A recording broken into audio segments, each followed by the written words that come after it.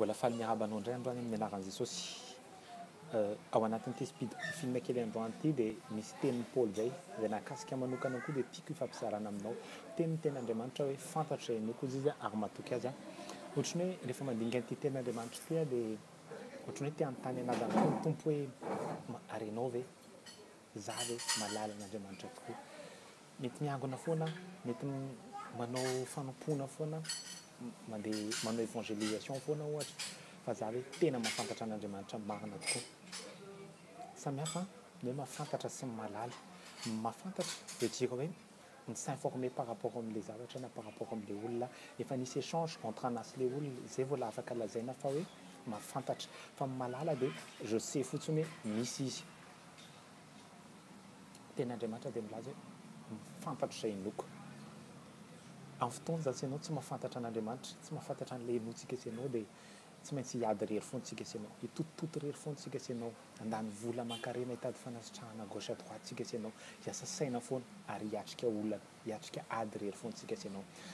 Amin'ny fotoantsika sy ianao tsy mahafantatra an'Andriamanitra dia tsy ho hitantsika sy ianao mihitsy ny grandeur an'Andriamanitra, fa ny limitintsika sy ianao foana no hitantsika sy ianao andao manaly leto. Tadidinao ve ilay tantaran'ilay vehivavy izay narary 12 taona? Ity vehivavy ity dia narary nandritra ny 12 taona dia nanana be izy dia lany tsikelikely teny am-pandehanana teny ny fananany satria nitady fanasitranana izy tsy nahita mandrakizay. Fa tamin'ny fotoana nampahafantarina azy Jesosy dia nanomboka nafantatra izy ary fantany fa ino ny solution. Tsy te handany zavatra hafa intsony izy fa nandray fanasitranana ary tsy nandoa izy na ariary. Amin'ny fotoana fantatrao Andriamanitra dia ao amin'Andriamanitra efa misy zavatra be dia be, efa manana planina ho anao izy, fa mila fantatrao izy dia mila fantatrao ny anjaranao amin'Andriamanitra dia raisinao maimaimpoana. Hitanao ny problema amin'ny fotoantsika sy ianao tsy mahalala an'Andriamanitra dia manomboka hialina ny hafintsika, manomboka te hitovy amin'ny hafintsika, anao izay ataon'ny hafintsika sy ianao mba ho tahaka azy koa.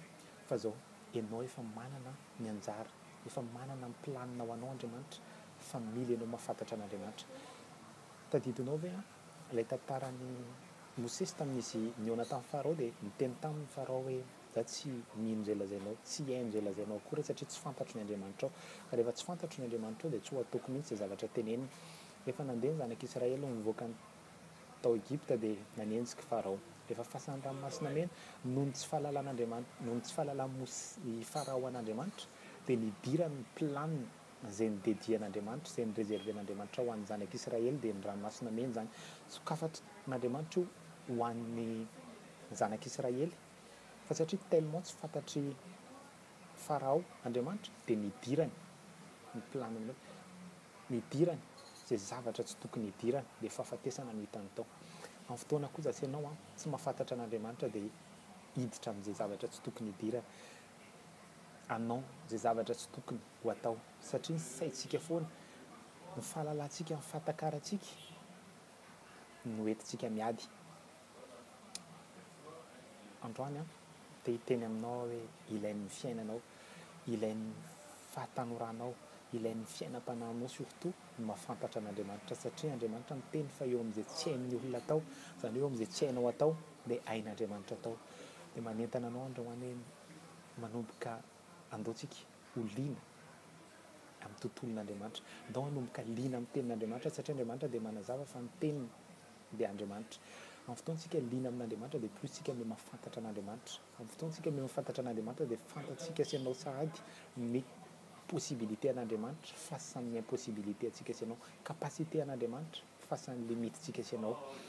Dia ho hitanao fa tsy takatry ny saina rehefa Andriamanitra ny avelanao hiasa. Rehefa fantatrao hoe ohatrohatry ny ahoana Andriamanitra, ohatrohatry ny ahoana fiarahana amin'Andriamanitra, ohatrohatry ny ahoana tokony ataoko face an'Andriamanitra dia ho hitanao fa ny grandeur rehetrarehetra dia ho asehony ianao andro manalina. Dia mino fa mba nisy zavatra kely dia kely afaka niraisinao tao anatin'izay partage fo izay dia ho an'i Jesosy irery ihany no voninahitra dia mametraka anao eo ambanin'ny fitarihan'ny fanamasina andro manalina mba hahafahanao mahafantatra n'Andriamanitra misimisy kokoa eo amin'ny androm-piainanao rehetra. Dia misaotra indrindra miheno ho an'i Jesosy ny voninahitra. Amen.